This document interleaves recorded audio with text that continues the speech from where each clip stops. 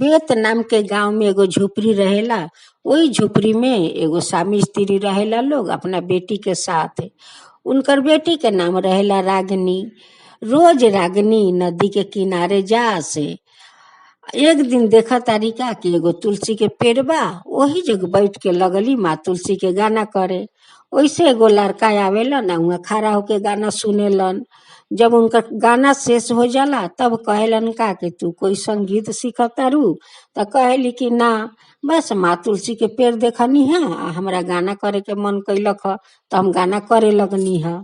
वही पर बैठ के लड़का लड़की से बात करे लागेलन। करते करते वो तो मने मने उनका के पसंद करे लगलन। एक दिन वो लड़का अपन मन के बात बोल देवेलन कि देखा हम तोहरा के पसंद करतानी आ हम तारा से शादी करे चाहतानी। अब लड़की कहली का कि देखा हम बानी झोपड़ी के रहे वाली आ तू बड़ा महल के रहे वाला, तो तोहर बाप माई हमरा के स्वीकार करी? कभी स्वीकार ना करी। अगर स्वीकार करी तब तू अइह तो हमरा भी बात करी है। अब लड़का अपना जालन घर में या माँ बाबूजी से कहेलन कि माँ एगो लड़की बारी उनकर के हम बहुत पसंद करतानी, हम शादी करे चाहतानी। तो उनकर माँ बाबूजी कहेला लोग ठीक बा, शादी करे चाहता रहता एक दिन लड़की के देखा द। फिर लड़का आके लड़की के बोल जालन कि काल हमार माई बाबूजी आई लोग यही घाट पर देखे खातिर तोहरा के। ओने से लड़का के माँ बाबूजी आवेला लोग, एने से लड़की के माँ बाबूजी दोनों जाला लोग। अब तो लड़का के माँ देख के बहुत पसंद करेली कि लड़की तो बहुत सुंदर बाटे। तब कहली का कि हमरा तो मंजूर बाटे। तब लड़की कहली का कि ठीक बा, सब कुछ मंजूर बा, तो हम कोई बाराती से शादी ना करम और ना हम कोई मंदिर में शादी करम तो यही गाछ के भीरी हम शादी करम। अगर माना लोग तो गाछ और ना माना लोग तो माँ तुलसी, हम यही पेड़ के भीरी हम शादी करम। अब तो लड़का के माँ उहो मंजूर कर लेवेली। कहली क्या कि तोहर सबे शर्त हमरा मंजूर बाटे, जो जा बोलबू उहे हम लोग करम। तो माँ तुलसी सब सुन तारी, खुशी के मारे बहुत फूल तारी। अब माँ तुलसी तो रहल ना जाला उनका से। अब बूढ़ी माँ के रूप धारण करेली या चल आवेली। कहेली का कि बा चलो तू लोग का होता यहाँ? तो उ लोग कहेला लोग का कि माँ हम लोग के दोनों बच्चा यही तुलसी के पेड़ भीरी उ लोग शादी करी लो। तो कहेली का कि तो बहुत अच्छा के बात बा, यहाँ शादी करी लो तो माँ तुलसी के आशीर्वाद मिल जाई। दोनों के वही पर शादी होला, एक दूसरे के दोनों माला पहनावेला आ माथा में सिंदूर भर देवेला। तब वो लोग के माँ बाबूजी कहेला लोग का कि जाए आगे बूढ़ी माँ के आशीर्वाद लेके आव, तब हम लोग के आशीर्वाद ली है। अब तो माँ तुलसी खूब खुशी बारी मने मने कि तो हमार आशीर्वाद हमारी दोनों बच्चा आवता लेवे खातिर। आ वो लोग के उनकर आशीर्वाद लेके तब अपना माँ बाबूजी के आशीर्वाद लेवेला लोग। आ लेके वो लोग अपन बेटा पतो अपना घर में आ जाला लोग। घर में आके बहुत अपना सास ससुर के सेवा करे लगल लोग, माँ तुलसी के पूजा करे लगली। अब तो सास ससुर उनकर बहुत खुशी हो गई कि हम लोग के पतो है आवते आवते हम लोग के सेवा करे लगली, माँ तुलसी के पूजा करे लगली। ऐसे करते करते कुछ दिन हो गए, तबे रागिनी तब प्रेग्नेंट बन गईली। अभी लोग सुन के तब सास ससुर के औरो खुशी हो गए। 9 महीना भइल तब रागिनी एगो सुंदर बेटी के जन्म देली। बेटी के देख के उ लोग बहुत खुश थी कि हमरा घर में माँ लक्ष्मी आयल बारी, हमरा घर में माँ लक्ष्मी आयल बारी। जब 2-3 महीना के हो जाली तो एक दिन रागिनी आंगना में डोलना पर सुता के माँ तुलसी के पूजा करेली। अब वो गाछ में तो बहुत सारे फूल रहेला तुलसी के।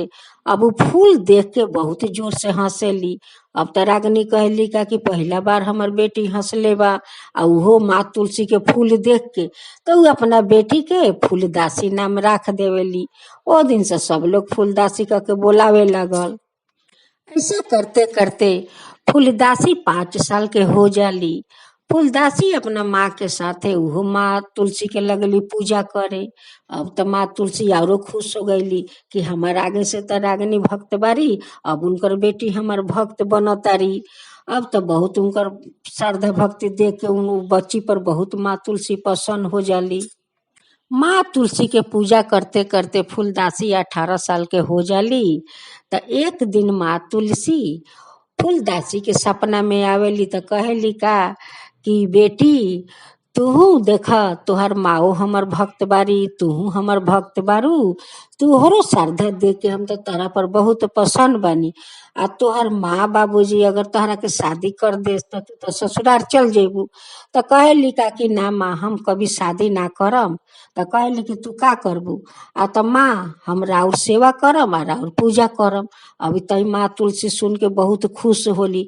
कहली का कि बेटी तू सादा सुखे रह। अब उनका के आशीर्वाद देके आ सपना से चल जाली। एक दिन फूलदासी के माँ बाबूजी बातचीत करे ला लोग कि हमार बेटी तो बड़ा हो गईली, अब तो उनका के शादी दे देवे के चाही। अब ई बात सुन के कह तरीका के माँ बाबूजी हम कभी शादी ना करम, हम ऐसे ही रहम, तोहरा लोग के सेवा करम आ माँ तुलसी के पूजा करम। अब तो ई बात सुन के उनकर दादा दादी चिंता करे लागल कि एगो तो हमरा घर में बारी आ शादी ना करी हैं तो हमार वंश आगे मुके कैसे बढ़ी। अब ये चिंता करते करते उ लोग बीमार पड़ जाला लोग। अब बीमार पड़ले पड़ले एक दिन भगवान के द्वारा चल जाला लोग उ लोग। एने रागनी चिंता करेली अपन बेटी के लेके। एक दिन माँ तुलसी रागनी के सपना में आवेली तो कहेली का कि रागनी बेटी देख, तू अपना बेटी के खातिर तू चिंता मत कर आ मत सोच कि उनकर तो चिंता करे वाली तुलसी माँ बारी आ सोचे वाली तो उहे तुलसी माँ बारी। जा करिहन अच्छा करिहन, अपना भक्त के लिए कभी खराब ना करिहन बेटी, तू चिंता मत करे। अब उनका के कह के ई बात आ चल जाली सपना से। अब रागिनी उठेली तो अपना पति से ई सब सपना के बात कहे लागेली। तो कहेलन का कि छोरा सपना के बात, सपना के बात कहाँ सच होला। कि सपना तो बहुते आदमी देखेला बाकी एको बात तो सच ना होला। एक दिन एगो साधु सरंगी बजावते बजावते रास्ता से जात रहस और दूगो छोटा बालक आवेला लोग, कहेला लोग का कि हमरा के साधु सरंगी दे द, हम बजाएम सरंगी दे द। और उ साधु कहलन का कि तू लो तभी बहुत छोटा बारा, बड़ा होइह तो बजइह। अब तो मानत नइखे लोग।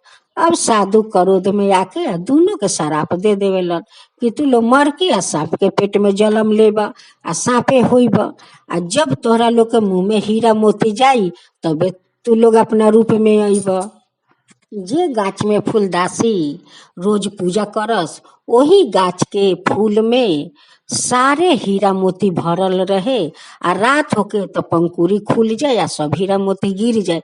आ उहे दोनों सांप के बच्चा आके हीरा मोती चुन के खा के चल जाए। रोज रात के ओ फूल के पंकुरी खुल जाए, हीरा मोती गिर जाए और रोज सांप खा के चल जाए। ऐसे करते करते एक दिन माँ तुलसी बैठा रहस ध्यान पर। दोनों सांप जाके अब माँ तुलसी के सामने में बैठ जाला। जब माँ तुलसी के ध्यान टूटेला तो देखेली कि दूगो सांप के बच्चा बाटे। अब तो वो दोनों के आशीर्वाद देवेली या कहेली का कि एक दिन तू लोग हमरा फूलदासी के गोदी में खेलबा लोग आ उनकरे बेटा के नाम से तू लोग जानल जइबा लोग। अब त एक दिन फूलदासी के सपना में माँ तुलसी अली या कहतारी कि देख फूलदासी बेटी, हम तो तोहरा के कुछो जिए के सहारा देहेम। तो ऊ कहतारी कि माँ तू हमरा के जिए के कौन ऐसा सहारा देबू। तो कहतारी क्या के दूगो सांप के बच्चा बा, ओकरा अंदर में दूगो राजकुमार बा, उहे तोहर बेटा के रूप में जानल जइहन। तब फूलदासनी कहली कि माँ ई कैसन बात बा कि सांप हमार संतान बनी। तब कहली कि सुन बेटी तोरा के एगो हम कहानी सुनावतनी कि एक दिन साधु एगो सरंगी बजावते जात रहस। दूगो बालक लोग आए लोग आ सरंगी के जिद करे लगल कि साधु सरंगी दे द, साधु सरंगी दे द। साधु बहुत बुझौलन कि तू अभी छोटा बारा, बारा होइह तो सरंगी बजइह। अब बच्चा लोग माने ना जिद लागल लोग करे। अब साधु गुस्सा में आके शराप दे देलन कि तू लोग मर के सांप के पेट में जन्म लेबा, सांपे होइब। उहे दोनों सांप तोहर संतान के रूप में जानल जाई आ उहे दोनों सांप तोहरा गोदी में जाके खेली। अब इस सपना के बाद त फूलदासी अपना माँ बाबूजी के सब कहतरी कि माँ सपना में माँ तुलसी आके ऐसन ऐसन बात कैली है कि हमरा गोदी में दूगो सांप आके खेली आ उहे हमर बेटा के नाम से जानल जाई। अब तो ये बात सुन के माँ बाप बहुत खुशी बा लोग, कहता लोग का कि हो सकताटे।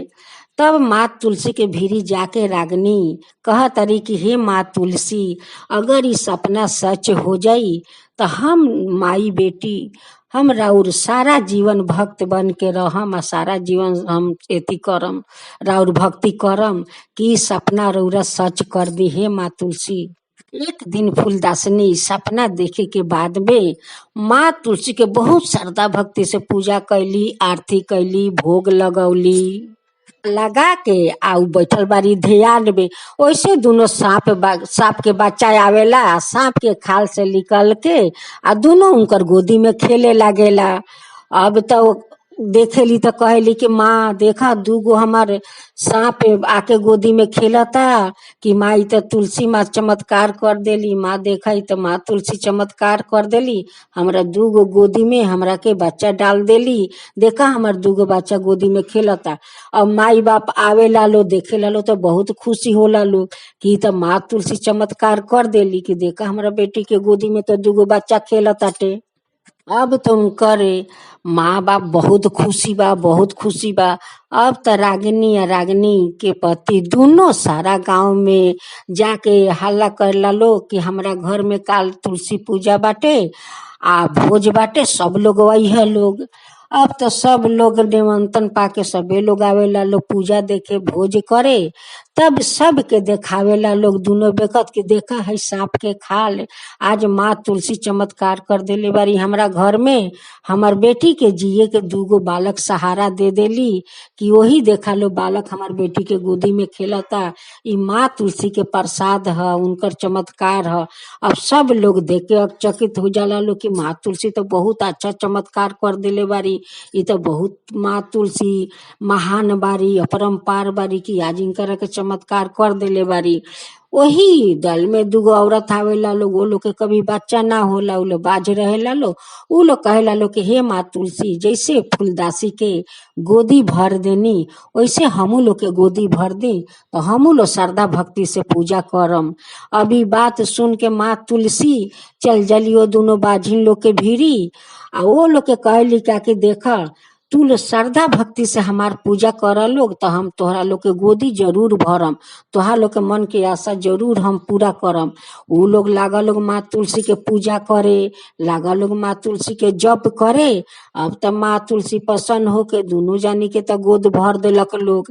अब तो चारों दिगे वो लोग के जयकारा होखे लागल कि माँ तुलसी कितना चमत्कार करतारी, देखा फूलदासी के गोदी में दूगो बच्चा दे देली।